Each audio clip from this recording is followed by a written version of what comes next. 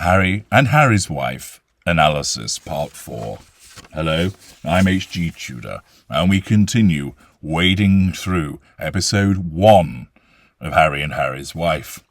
It's sofa time. That must mean comfortable surroundings and pleasant revelations. Harry is sat dressed in black. She's in white, angel of mercy that she is. And it appears then the interviewer wants to provide something to them. What could this be? Maybe it's the smoking gun. Here we are, a show reel of all your narcissistic lies in action. All the shit that you've caused throughout your life. Finally, someone has compiled all of the evidence. The allegations of previous marriages and children. The yacht girl days. Actual found footage of her making Catherine cry and bullying Charlotte. Yes, someone has unearthed all of this information. What really went on in Buenos Aires and put it together. And they've assembled it now on this laptop and they're going to put it in front of her. Unfortunately, no, it's not the case. Instead, it is an interview involving Hello, Canada.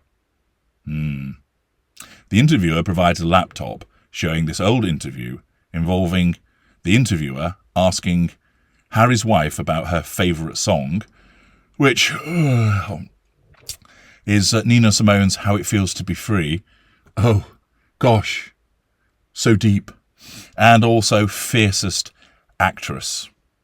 And she correctly remembers who she suggested, but I can't remember who it is because it's completely dull. She's then asked Prince William or Prince Harry, to which she goes, I don't know, and then says Harry.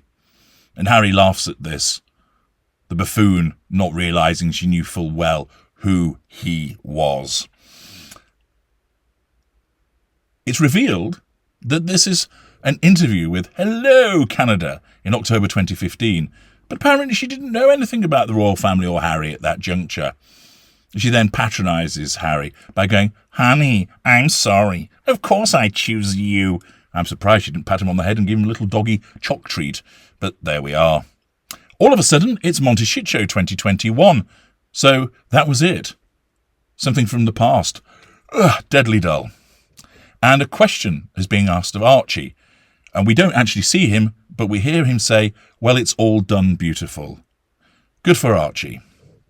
We then see that they're out walking, and it's Harry, Harry's wife, and Archie with their backs to the camera. Harry then tells us it's a crazy love story, but it's only just getting started, which doesn't make any sense that if you're saying that in 2022, after you've been married for 4 years, so what, you didn't love her beforehand? What are you trying to say? Oh, that we're just getting started in the terms of this is some kind of operatic magnus opus of love that you're all witnessing. It's clear that the poor deluded buffoon is in love with her, which is often the case of the victim of a narcissist. He then tells us she sacrificed everything she ever knew, the freedom that she had to join me in my world. In fact, we need to do that properly, don't we? She sacrificed everything she ever knew. The freedom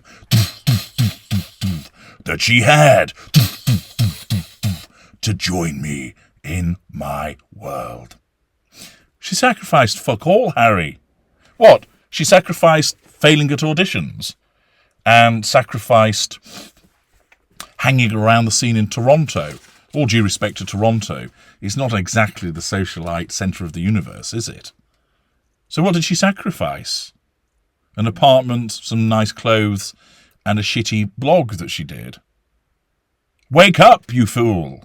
She sacrificed nothing in order to land the prize of a prince of a realm, a massive amount of expenditure on dresses that don't fit her, prominence galore, more fame than you can shake a stick at. There's no sacrifice. Of course, there'll be many people who say, no, that's not for me, I'm not interested.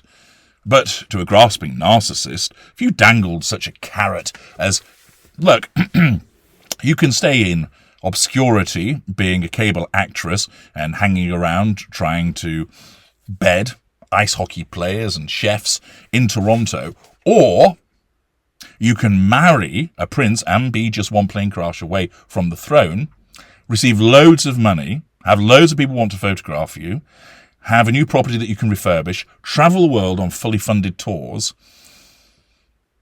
look to be a fashion icon, pretend to be empathic and do good works, fuck me. The narcissist, of course, is going to grasp that. The narcissism will be all over it, saying, what a magnificent opportunity this is to achieve the prime aims. Of course, she has made it seem like a sacrifice because she's thrown it back in his face during devaluation, saying, I gave it all up to be with you, and you should thank me for that. And he will go, but of course, my little tangerine, I understand fully that you've done all of this. She didn't sacrifice anything, and she never joined him in his world, although that's what she made him think. She bolted him onto hers, but of course, he doesn't understand and see that, which is understandable. He then continues by saying, and then pretty soon, I ended up sacrificing everything I knew to join her in her world.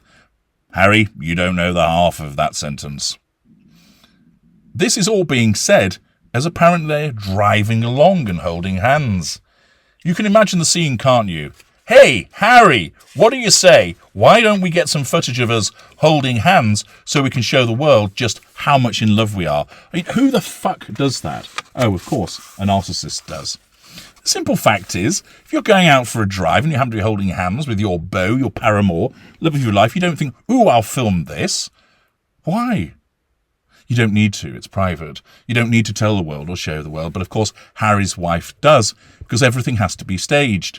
That relationship bulletin, which narcissists engage in, see my video of the same name, has to occur in order to tell everybody, but we're in love. We're so in love. We're made for one another. It's so perfect.